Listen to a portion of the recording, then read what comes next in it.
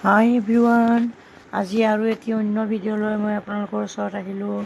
এই ভিডিঅ'টোত আমি কি বনাইছোঁ দেখিছে নহয়।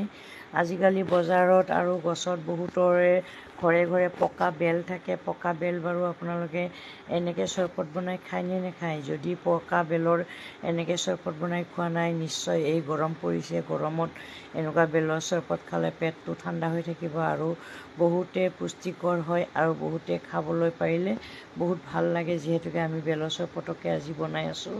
এটা পকা বেল আমাৰ ঘৰৰ ওচৰতে এজোপা গছ আছে। কালি মই সন্ধিয়া তাৰ পৰা আহি থাকোঁতে 3টা বেল পালোঁ। 3টা বেল পাই এতিয়া বৰ্তমান 2টা বেলৰ আমি চৰবত বনাম বুলি এনেকৈ উলিয়াই আছোঁ। এনেকৈ উলিয়াই ঠাণ্ডা পানীত ধুনীয়াকৈ মিশ্ৰণ কৰি ল'ব লাগিব। মিশ্ৰণ কৰি লৈ সেই মিশ্ৰণখিনি ধুনীয়াকৈ চাকি ল'ব লাগিব।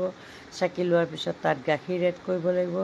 গাখীৰ এড কৰাৰ পিছতে আপোনাৰ চেনি সোৱাদ অনুযায়ী চেনি বা গুড় যিকোনো দি আপোনালোকে ধুনীয়াকৈ মিশ্ৰণখিনি কৰি লৈ এটা বটলতো ভৰাই থৈ আপোনালোকে কেইবাদিনো খাব পাৰে বা লগে লগেও আপুনি আইচ দি ধুনীয়াকৈ ঠাণ্ডা কৰি খাবলৈ পাৰে। আৰু যদি আইচ নিদিয়াকৈ খায় তথাপিও খাব পাৰে। আমাৰ এতিয়া ফাইনেলি চৰবতখিনি হৈ গ'ল, এক বটল হ'ল আৰু গিলাচ এটাত লৈছোঁ। মই বটলত ভৰাই থৈছোঁ। আজি জেং বিহুত দলৰ মানুহক খুৱাম বুলি মই বনালোঁ। ভিডিঅ'টো যদি চাই ভাল লাগিছে লাইক, শ্বেয়াৰ, কমেণ্ট কৰিব। আজিলৈ ইয়াতে সামৰিছোঁ। Bye bye.